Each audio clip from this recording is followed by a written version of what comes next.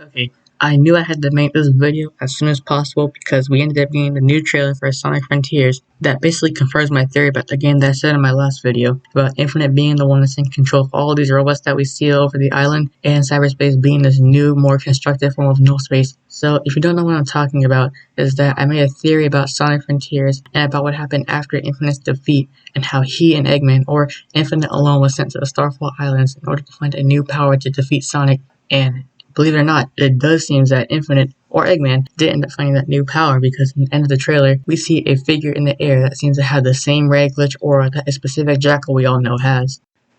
Also, in this trailer, we finally got a good look at the cyberspace levels, although it was short, but it does confirm my theory that cyberspace was a sort of different, more well-formed, and more constructed version of null space that we see at the end of Sonic Forces. And if you think I'm wrong, look at the final boss in Sonic Forces. You can see that the area that you're fighting him in is full of these grid lines and abstract patterns.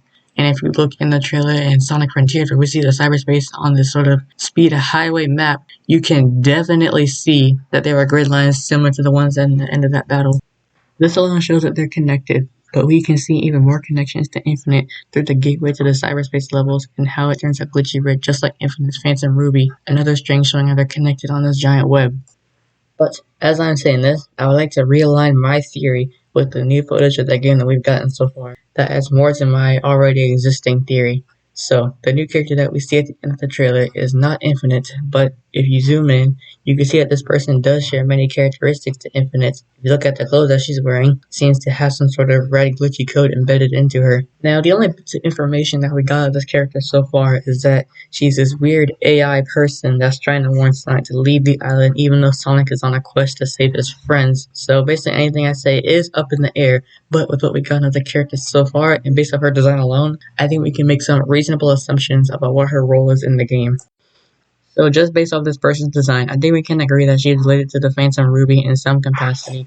Maybe she took the Phantom Ruby that Infinite had, or maybe she is a creator of the Phantom Ruby, or it could be the AI that Eggman created to hack into the new technology that he found on the Starfall Islands.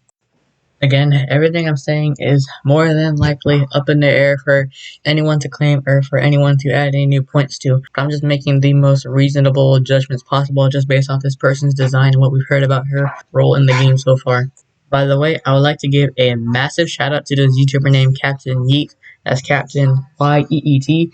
Basically, he made the Sonic Frontiers theory that Sage is using the Starfall Islands as a sort of testing ground for all of these robots that we see in the game so far. And although I do not personally believe this because there's a lot of proof showing that the Starfall Islands isn't necessarily virtual and all the robots could be Infinite's illusions, I do think he does bring up a good point. So if you don't know about the Starfall Islands being a sort of virtual illusion, he's basically getting this information from the IDW comics where Dr. Eggman creates this virtual space in order to test robots that are going to be used in the real world in order to defeat Sonic. Just basically different combinations of his badniks from different limbs to different kinds of heads and other weapons. I really recommend that you watch Captain Yeet's video. He goes into much more detail about this. Although it's awfully short, it's just something that he wanted to get off of his chest. But there's a lot of compelling evidence that he brings to the table about how Sage is using the Starfall Islands as a testing ground. If not, I suggest you also read the comics if you want to see it personally for yourself. Although I don't know what issue it is. I'm pretty sure it was before the Metal Virus saga, so just before that. So in his video, he states that the Starfall Islands is meant to be a sort of virtual testing ground for all the robots that we see, but the two main reasons why I do not believe this is because, number one, we see proof that Eggman made it to the Starfall Islands, and although we do not know the amount of time Eggman has been there, we can assume he's been there for a while since we see his equipment scattered throughout the island, and all this sort of leads to the fact that Eggman didn't necessarily went through a portal to get here. Reason number two, I do not believe in this theory, is that the Starfall Islands show no indication of being a sort of virtual place, and even the IDW comics, even though they tie into the events of Forces and should tie into the events of Frontiers, are having no direct connection. Plus, the cyberspace levels seem to be the only digital thing that we see in the game besides the robots and Sage herself, which, by the way, I should bring attention to right about now. Now, again, sorry for maybe repeating myself, but at the same time, there's not a lot we know about this character, and all that we do know is that she's trying to tell Sonic to leave the island, so she sort of gives off the vibe that she's not necessarily a bad guy, but she's not really helping Sonic in this situation either. But I think there's a lot of things we can infer just based off her design alone, with her glitchy slash code-like patterns. And my first theory is that, number one, she is a creator of the Phantom Ruby, and she sent the Ruby to Dr. Eggman to test it. or she lost it because we know in the island people were punished for imitating the gods using the cloned Chaos Emeralds. Personally, I don't believe this one because we hear that she's trying to get Han to leave the island, so it does not mean that she wants to hurt him.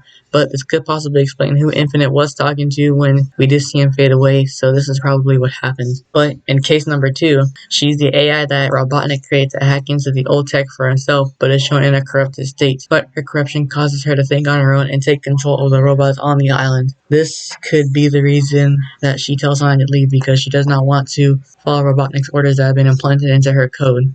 Now, I know this feels a bit too complicated, but I think this is the best that I can come up with what we've gotten so far. To be honest, I'm surprised I was actually able to get so much out of this single character in just one character description. Also, this isn't important, but it's just like one really funny thing I saw. So, if you rearrange the words of Sega, you actually get the name Sage. So this might be some clever foreshadowing, or maybe just like a simple coincidence. Anyway, I just kind of found that situation funny. But anywho, I'm just really excited for the game when it comes out, especially what we got so far. Since it's on the Switch version, I gotta say, it looks pretty good. I mean, it's nothing to be compared to when we saw the original version, but, it still looks good for what it's worth. I mean, it could have looked worse. I'm surprised it actually got to run that well on it. But I would like to give a huge shout out to all the Sonic YouTubers I know, such as Unleashed, Speed Supersonic, The Sonic Show, and last but not least, Captain Yeet for doing what they do. Especially a big shout out to Captain Yeet. He's the one who basically influenced the rest of my theory. I wasn't even planning to talk about it as much as I was before, but he's the one who caused like a big shift in what I was originally going to do. So definitely a huge shout out to him. And check out his Sonic theory if you haven't already.